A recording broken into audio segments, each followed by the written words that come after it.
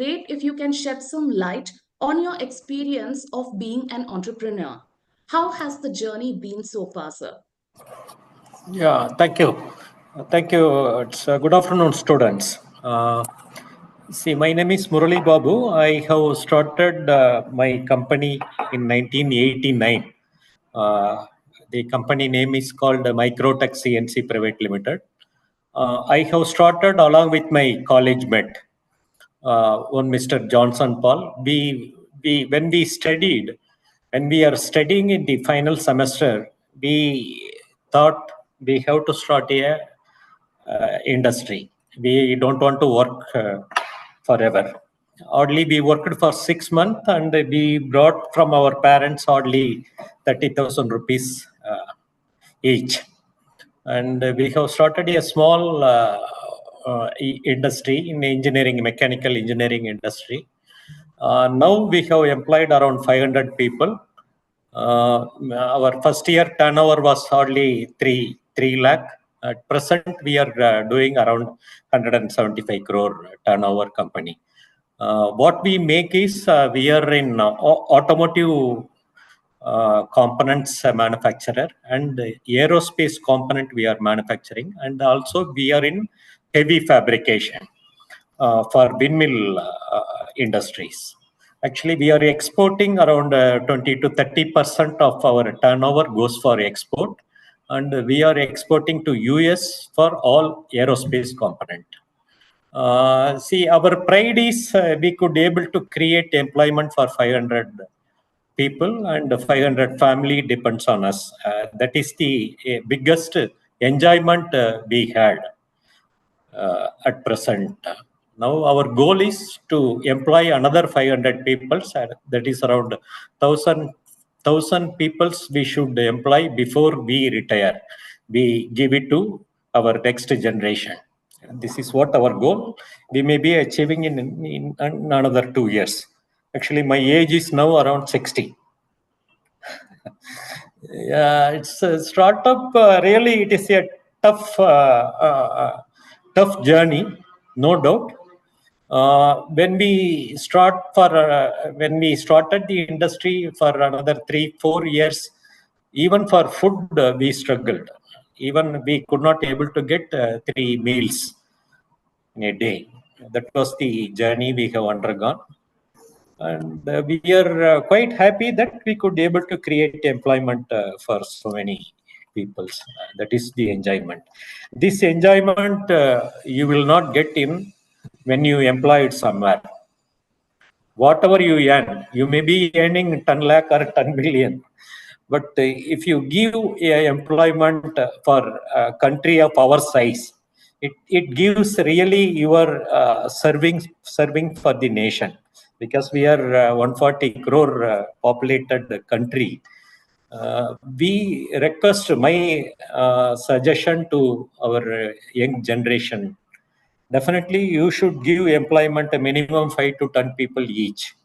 That is my expectation from each of the students. I think this introduction is enough for the student. Okay, sir. We are located in Hosur and Chennai. Okay. Yes, sir. Thank you so much. So we have 3 manufacturing. Yeah, we have 3 manufacturing plant at Hosur and 1 manufacturing plant at Chennai, Oragadam. Nice, sir. We have a caller joining in from Hosur here as well. That's nice. Oh, good. Yeah. So, Mr. Arvind Subbarao, please tell us about your journey. How has it been so far? What were the struggles that you faced? What's the joy of entrepreneurship? Right. Okay, thanks for having me here, and good afternoon, students. I think my journey will be quite a contrast with Mr. Murali Babu's, right? So I was one of those who started off the journey more in a very traditional way of joining a job, thinking that the IT had just come up at that point of time when I started when I finished my education. And it somehow seemed to be a natural progression towards just getting into a private sector job and doing something where I could learn a lot and then do something much more global. And that's how my journey started. And I think I completely echo Mr. Murli's sentiments, of the time right now that we have in terms of the ecosystem, which has matured quite a bit from where it was before. The kind of support that you actually see from both the government as well as many in the ecosystems, whether they are incubators, whether they are venture capitalists, different people who are keen to contribute in growing the startup sector. There's nothing better than now for any one of us to actually get into startup. So I've been very late in, what should I say, starting off on my own. But I would also like to qualify something which probably sometimes gets missed out. That that even when you are joining a company, while you join initially and you gain a lot of experience over a period of time, the kind of leadership roles that you take, that also helps you grow the company and in turn actually grow employment as well, right? So whether you talk about entrepreneurship or entrepreneurship within a company, there are different ways of looking at it. But I think I definitely echo the earlier panelist statement that nothing gives you more joy in actually starting off something of your own, whatever be the size. So after having served roughly around 22 years in the corporate sector, primarily in the IT area, somewhere what was very latent inside, as something which I would want to start off, just came into fruition at probably, multiple things just happened together. I connected back with some of my earlier colleagues. We felt that there was a need for Indians globally to connect back to their roots with the number of migrations which are happening, the number of people who have migrated outside, the diaspora which is there, plus even the within the country, we felt an acute need of helping Indian families connect back with their roots, preserve their family heritage, and have something together in what we would call as a family vault, where they can share all of their memories, and that would be for generations to come, right? So that is what led us to create the brand I, Me, Us, We. We said starts with I, then me being part of the family, to us being a part of the wider ecosystem. So that's what led us then to create this. And we have gone through those phases where we initially had an idea, which we then worked upon creating a proof of concept, then actually creating a minimal viable product, taking out to the market, getting the feedback, to where I would say right now with roughly around 50,000 plus signups, customers, more than 1 lakh downloads, and a data which is more than 1.5 billion records right now. We have come to a stage where we believe we are now at the cusp of the next stage of growth. So that's been my journey. Extremely varied in terms of leading different roles within a corporate environment. But with every role that I gained there, I gained the experience which I felt ultimately helped me start off my startup journey in a way. Thank you so much, sir. Yes, Mr. Pita, please tell us, how has your journey been? And like Mr. Murli Babu said, he started off even before starting his work in a private firm. And Mr. Arvind said he worked and then he got into the startup ecosystem. So what has your journey been? How did you decide that you were a material cut out to become an entrepreneur? Thank you so much for having me here. That's the first that I would probably want to admit. And second is, I've been in the midway of these two gentlemen here, I think. Arvind has had 22 years and Murli sir has had 6 months. I've had about 4-5 years in the corporate. Well, I kind of echo what Murli sir said at the start, not working under someone was something very, very internal for me. It came very naturally. I kind of worked over there because we worked in my organizations, and I give them due respect because they gave me what I have today and I have earned today. And I kind of learned the tricks of the trade, and everything that I need to know from these organizations, and I used them in my startups. Um, I know this is not I mean, this it's the world right now where gig work is something that has been given a lot of importance. Um, I did gig works way back in 2006 and 7. So for me, gig has been something that has helped me hustle. And I think the hustle helped in terms of picking up on different ideas, seeing which idea could possibly be the one that I want to grow. And that's how Athea and Invicta actually came up to being, right? So the gigs, the hustle, 3 jobs in one day has actually been the kind of, uh, my career or my trajectory in my career, which has helped in kind of seeing different areas, different spaces, and then pick on the one that I think I would be able to sustain in terms of a service and also something that I'm very passionate about. So in terms of gigs, I have started with being someone who promoted a product to being an MLM to being a person who probably did English training to probably someone who did a franchisee business to someone who's probably picked up on doing recruitment for a while and who did content at that time for products. So there were many things that I did in the space, right? And thankfully, so I was able to do it because I was not moonlighting, and I used to pick up gigs which were completely away from what I used to do in my work scenario. And I got the exposure to all of these industries, and that assimilated into being the first organization that I came to build, which is Athea. Athea initially started off as a recruitment and consulting firm, where my interest was because I loved the fact that I could interact with people from different areas of expertise, and they had different kind of experiences. And I had the other area of talking to people from the industry and seeing what they wanted and connecting them and finding, people for them was very, very interesting. And up till date, I still do some amount of recruitment. Um, but Invicta Learning and Athea then turned into, and 2008 happened, where the depression happened, and we were out of jobs very quickly when the depression happened. So we had to pick up on something new. And so then came in Invicta Learning.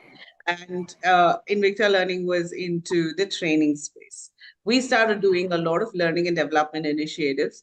We've been in that space for about 8 years now, and we have done we have done a lot of corporate trainings, and we have done a lot of college trainings as well. So that has been our my journey with both my firms. I've learned a lot, and like I said, hustle will always get you where you want to. If you don't hustle and you're waiting for an opportunity to land on your table, it may for the lucky ones, may not for many. So I think hustle has been my mantra. Thank you, ma'am. Like they said, you have an idea, you have a dream, you have to work towards it. Until and unless you take the first step, you will not have any opportunities knock at your doors. It can happen to a 1 in 100, but not to everyone. So hard work is the key. And, planning your dream is something that you guys have to do. With that, my next question to the panelists: if a student here wants to do a startup of their own, want to start their enterprise, maybe let's say once they're out of the college, how should they go ahead with it? What kind of preparations should they do now in the college? And once they're out of the college, what would your suggestion be there for the students, sir? Any of you can take the question. They have to have a dream while studying itself. Which area they want to go. That has to be decided at the age of the final last 2 years in the education. That is what we did at our the final semester. We have made a project for approaching a bank. Yes, sir. They have to have a dream. Yes, the dream is everything, you know. It's like once, like they say, if you can visualize it, then you can do it. So, Mr. Yeah. Arvind Subara, what do you have to say? Yeah, no, absolutely. I think dreaming is probably the first thing. The fact that I think all the students are here today, I think is because somewhere they do think that that's the way they would want to go ahead. I'm pretty sure they will have some ideas. But I think that the thing there is to ideas is that the idea is only as good as an execution, right? You might have an idea today, and if you think that I'll gain some experience of 3 years, 5 years, 10 years, whatever it is, and then I'll go ahead and execute the idea, probably that would not be the best way to do it. The idea by that time may not be an idea at all, because either the problem might have got solved by somebody, or the problem might not be even worthwhile pursuing, right? So I think there's always a time factor between idea and taking it to the market. The key thing I think is, I think if you look at when you are in college,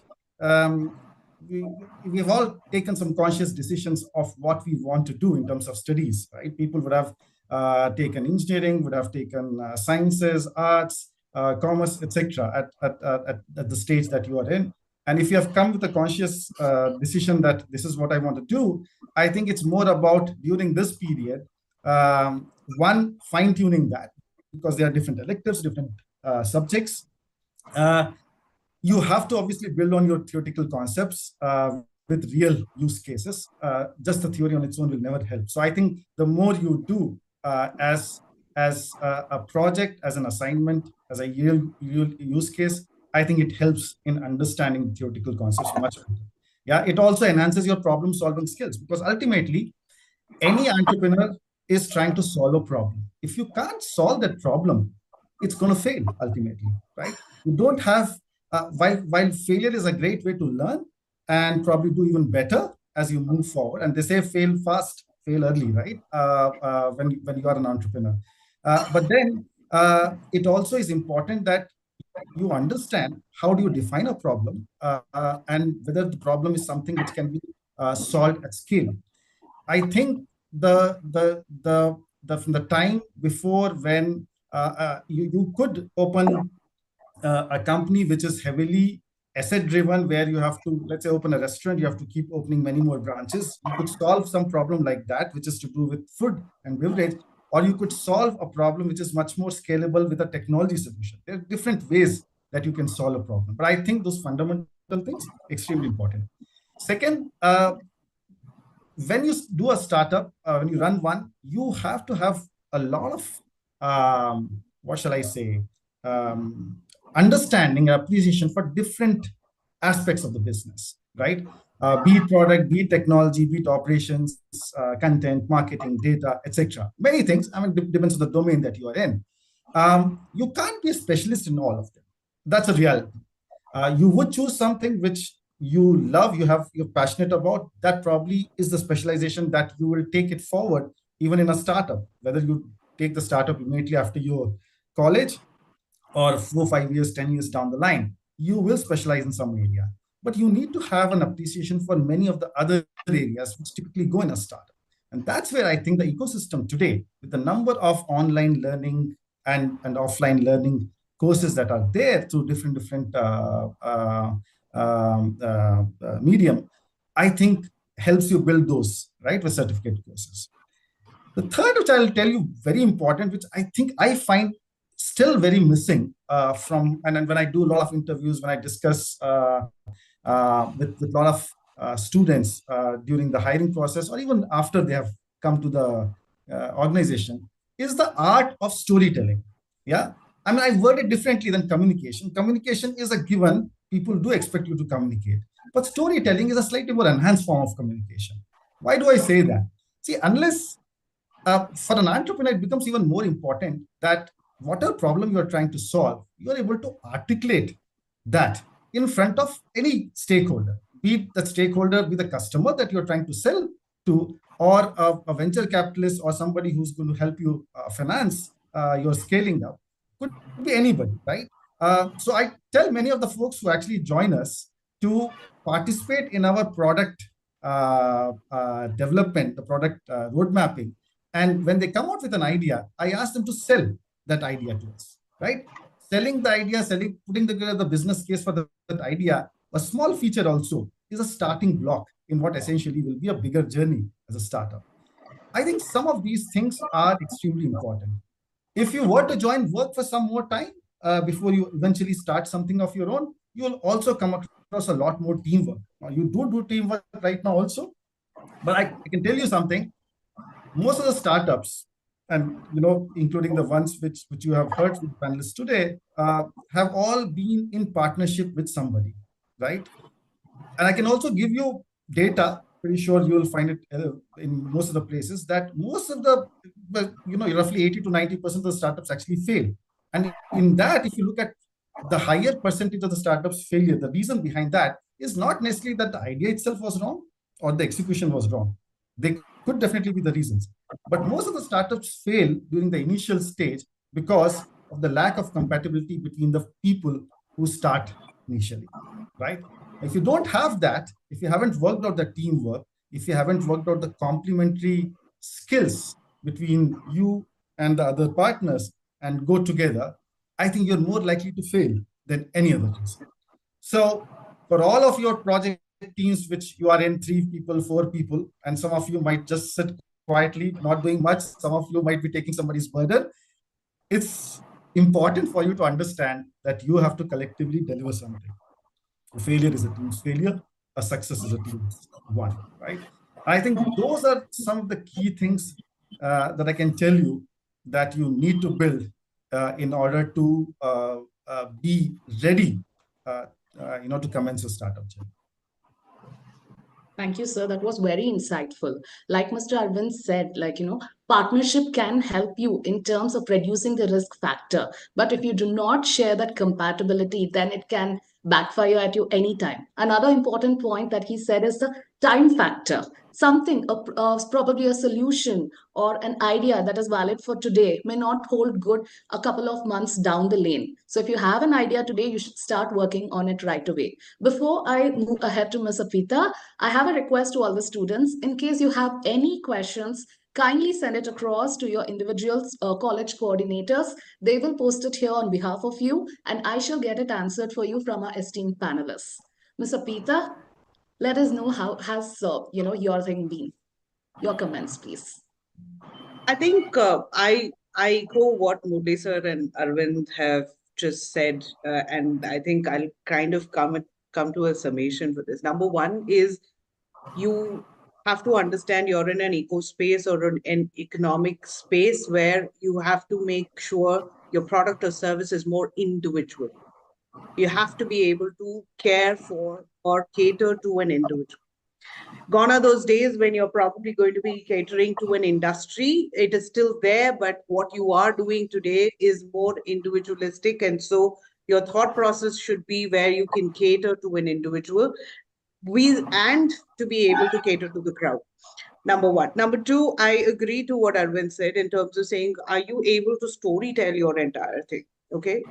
And I've done this many a time, so I'm just telling that from that space. Whenever I have a funding to be raised, the only factor that I can possibly think of, and very clearly, is that if I can't talk about why I need or what am I servicing in 10 words, then I don't have an idea, right? So if you can't tell your idea within 10 words or in a sentence or two, then you seriously are not convinced yourself about the idea. So make sure you do your background. I mean, your work, your groundwork in terms of getting that product in play. Number three is in terms of, so any kind of idea that you want to sit down to start up with. One is compatibility with your team, for sure. But also find people who are complementing you, right? Find people who probably can do what you can't do. I'm bad at negotiation. My partner is exceptionally great with negotiation. I need someone who can do that. If I can't do it, I need someone who is able to do that, right? I can't have like-minded people, everyone who's a yes minister sitting next to me in my team. I need naysayers. I need someone to tell me, no, this is not a great idea. I need someone to kind of tell me why they think it's a bad idea. I think that makes a team which will probably complement each other, which will help sustainability and scalability of a startup. And that is very, very key when it comes to you starting off. One other thing for people here is that it doesn't have to be a novel idea. It can be an idea which is already there in existence, and there could be a few players. And you could be one more player to the list. That is still a possibility, and that is still a startup. So you don't have to be completely new in your idea too. All right. And that is still something. And you can create your own unique proposal out of it. And so that is still a possibility. There's a huge pie there waiting, and you can take a share of it. You don't have to create the pie altogether. Those are my few cents. Thank you so much, ma'am. So, like Ms. Sabita pointed out at a very important thing, funding, right? So, Mr. Murli Babu, if you can tell us what kind of financial aids are startups receiving today, apart from the private players like investors, angel investors, and we have many people. What is the state government and central government helping out these startups in? What kind of support are you guys receiving? If somebody wants to know about it. Actually, I am not very familiar with the current status of funding for the startup company. But in general, see, when we have a good idea, definitely the God will give all the resources. That is what I strongly believe. If we have a dream and if we have a good idea, definitely resources will come automatically. It is on your courage and determination. You will find all the resources. Now, see, when we start the industry without collateral security, none of the banks given. At that time, we requested our Tamil Nadu Industrial Investment Corporation (TIC). We told we don't have any security. We have. Then they asked, "What is that you did your studies?" I told we have completed our engineering. We can able to give our certificate. That is what. Then we pledged our certificates, our degree certificates we have given. That is what the security we have given, and they have given around 2 lakh rupees loan. Still, the same facility still it is available in TIC. Up to 10 lakh without any security, Tamil Nadu Industrial Investment Corporation is giving. Like that, there are so many openings are there. Only thing, there is a lot of facilities. Seed capital funding is there. There are so many options which has to be explored, because there are so many government initiative has not been used at all. The students or the entrepreneur has to explore. If you have a right approach, definitely without any collateral or without any big support, you can able to get the funding. Now, really, a government gives lot of initiatives and importance to open up the startup. That is now the people, the students or the entrepreneur has to go and knock the door. Thank you. Yes, sir. Yes, sir. Thank you so much. That's right. The opportunities that sir had then is completely different from what you guys have now. You have a lot of people ready to fund you. You just need to have an idea. You just need to explore the options and impress them with your idea. That's what you guys have to do. If you have that will, like sir said, where there is a will, there is a way. You have a dream, you want to, fulfill it. God will help you out in ways that, you unimaginable. So let me move ahead to Mr. Arvind Subbarao. Sir, what about the funding? If somebody has an idea, but they do not know how to get the funding and start the enterprise of their own, what should they do? Yeah. Well, I think as Mr. Murli Babu also said, there is a better ecosystem right now. There are a lot more government-related support which is there. Startup India, for example, initiative by the central government is at the central level, but then there are many state-level equivalents also, which are there with the respective state governments. Typically, a lot of if you register your startup with DPIIT, which is a nodal agency for the industries from the central government, it allows you to become a part of one of their incubators, which allows you to then get some space, physical space where your team can sit, where your team can actually do some prototyping.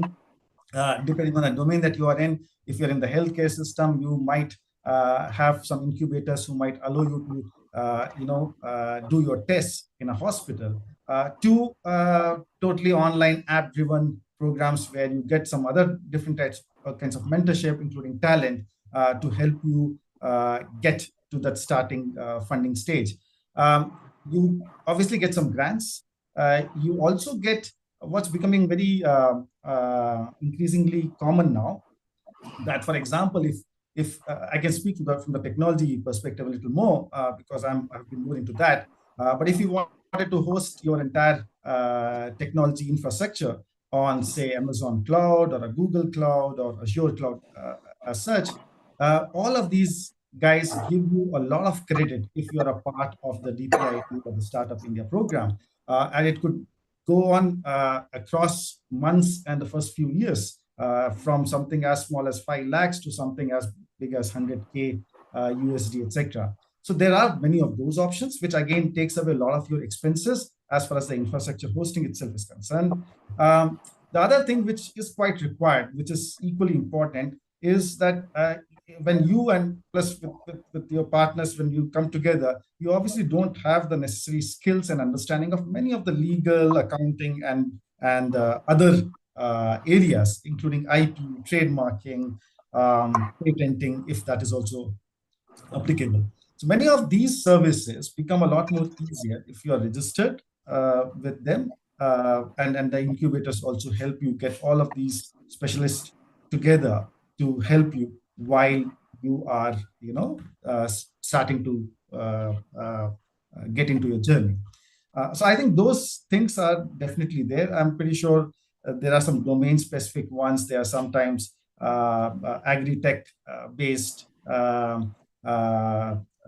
some special campaigns which are run where you get something if you are having a startup in that space. So I think many of those domain-specific things vary from government to government, which state you are going in and what that state has to offer.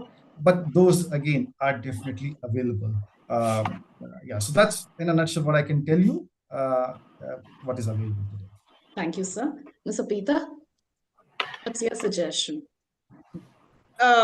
Yes, government has a lot of them that they have to offer. They have a lot of for the women entrepreneurs and all the girls over here who are listening to me.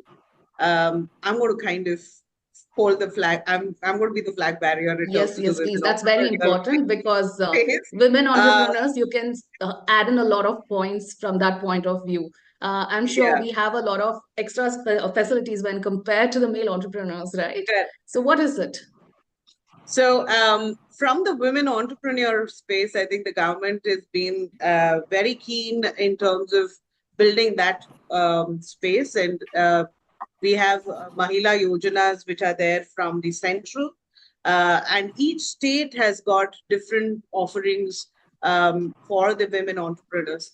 And there are a lot that is happening in the agro space, agro export space, sustainability product space.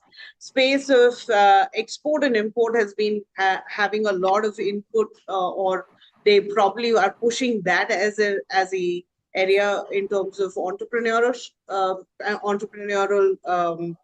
journeys there are given a lot of importance in export import. And I think on the other hand, in terms of women entrepreneurs, there are other schemes which kind of help women to kind of pick up on these, and they are as small as funding as small as 50,000 to about 10 crore funding is still available, and they are available on or without mortgages, right? So for the women entrepreneurs, there is obviously a little bit of extra that the government is doing for being more inclusive in the entrepreneurial space. And I think that all the women should take advantage of. And if they have ideas, they should probably go out there and build their own enterprises. The second that I wanted to also talk about is crowdfunding. That is another space that I think it needs to kind of see some light, because crowdfunding is also a great way of seeding your entrepreneurial journey. It is a simple, but it is a very interesting way of doing it. I have done it myself, where for the second initiative that I had taken, it was a crowd-funded initiative. It also makes it very interesting because you have so many advisors on board that if you are looking at a difficult decision, you have a soundboard right there, and you can probably go back to them and ask them if they have any ideas to table for that particular situation. So crowdfunding is good. It's interesting. It's a space that you can explore. Apart from that, of course, for the women, there are many, and all you have to do is women entrepreneur programs, and you will get so many of them, which are government aided and which are backed by the government. Karnataka government has got something which is called as Vishakha, and you can possibly look at that. Indian government has got women entrepreneurship under Startup India. You have Mahila Co-op, which is again a funding space. So you have different things. The third thing I wanted to probably talk about is Shark Tank. Now it's a space which I think India has also picked up on, and India has got a Shark Tank version of its own. If students are listening, I'm really telling you, this is a season that I would like you guys to watch. Shark Tank India has got such beautiful ideas, such beautiful entrepreneurs coming out there and talking about their ideas, and how the VCs there sitting are questioning them about the viability of that particular product or service, and whether they will invest or not invest. It's a drama, but it's a very good drama to kind of understand how you tomorrow can stand in front of a VC and pitch ideas such as this. It is available. I don't know on which OTT, but please go ahead and watch this particular, the Indian version of Shark Tank, to kind of get an idea of what kind of services and products are out there in an Indian market, because we know only a percentage. Yes, ma'am. Thank you so much.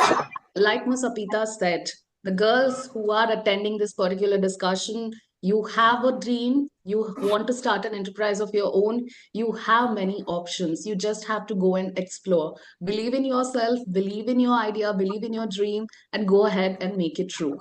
With that, we come to the end of this panel discussion. Mr. Murli Babu, your suggestion to the students, your final commentary, sir. Thanks for allowing us to participate with the students. Really, the students is future of our country. The entrepreneurship you should encourage. In the college itself, it has to be inculcated. That is what they call. See, I used to go to entrepreneurship and give a speech in colleges. Even after 5 years, some students are coming and following up and getting guidance from us. Definitely, these colleges has to do lot of program for entrepreneurship. for all the students. That is what my suggestion to the college management. Thank you. Sure, sir. Thank you so much. I'm sure the colleges here would take that into consideration. And students, in case you have any requirement in terms of any sort of guidance, you can always approach ISERT. Mr. Arvind Subbarao, your final commentaries and your suggestion to the students. Right. Well, I can tell you the road on the entrepreneurship journey, startup journey, is with all the difficulties and challenges that you can see anywhere. Yeah, highly unstable environment. Yeah, you got resource constraints. Sometimes certain technology changes rapidly. Certain products just fail. You got long hours, a lot of high pressure because you got to build certain things fast, test it in the market, see whether it succeeds or not. Your compensation may not necessarily always be the most industry level compensation because it's not just the cash compensation, but there's many other things which go into it, right? There is very limited structure and guidance. I mean, if you think that there is going to be a very long hierarchy and I'm going to talk to somebody who will then get some guidance from somebody else and it keeps getting delegated, no, none of those things will happen. You probably will be speaking to the CEO on the day one itself, right? And you might be getting some direction which is so low in terms of structure, very high in terms of intent or outcome, that you will be expected to just pick up from there. Yeah. You will not succeed all the time, right? These are all the challenges.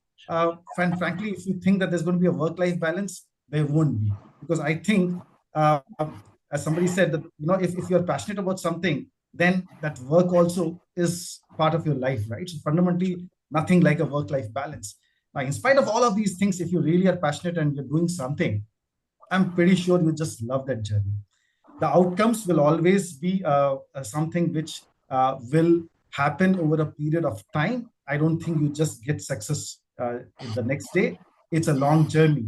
But I think the very fact that you start dreaming about it, that you're ready to take on all of those challenges, I think ultimately, whether the business succeeds or fails, you as an individual, I'm 100% sure you will succeed. Thanks. Thank you so much, sir. Like Mr. Arvind said, it's not going to be easy. It's a very tough journey, but also it's not always the destination, but the journey that you take that makes life more meaningful. So that's what you guys have to concentrate on. Moving ahead to Ms. Apita, your final commentaries, please. I have to do a correction. It's not Vishaka, it's Vriddhi. That's the funding part, from the Karnataka government. I'm sorry for naming that wrong. I'm in complete agreement with both the gentlemen here. If you have a dream, please go ahead, follow it, and see it through. Don't let it die. That's number one. Number two, make sure that you know when you're heading in this journey that there are going to be sleepless nights. But I'm also going to say that you guys are young and you have a lot that you can do. And failing should be something that you should enjoy. And so I think you should probably put yourselves out there, see what works for you, try numerous things, and fail. But it's okay to fail. Learn from it, and come out. And like Murli said, there should be more entrepreneurs in India. It's a beautiful journey. It's a tough one. It's a challenging one. It's very, very difficult to make decisions at one go. Sometimes you have to do some really hard decisions, which is not easy. But it makes you know life from a different pair of classes. So I think that is very, very interesting. When you're within an organization, you're very protected. You're very you have a shield. But when you're out there as an entrepreneur, you're probably in the most vulnerable state, and it's very interesting. So I think I would wish all of you who are here, and if some of you are really looking out to join us as the entrepreneurs in that journey, all the best. Please keep your dream alive. Try seeing it through, and do well. I think that's about it. Thank you, ma'am. like Ms. Apita said, I remember this particular quote said by one of my teachers.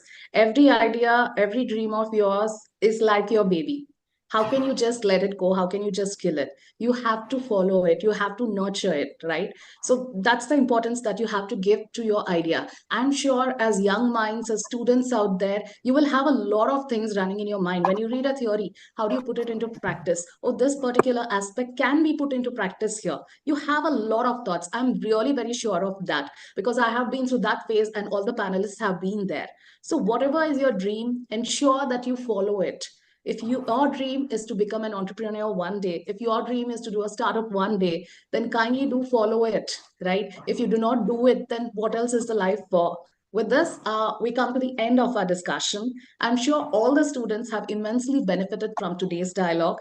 Firstly, on behalf of ISERT, I thank our respected panelists for lending their time to ignite the young minds and for sharing their experiences.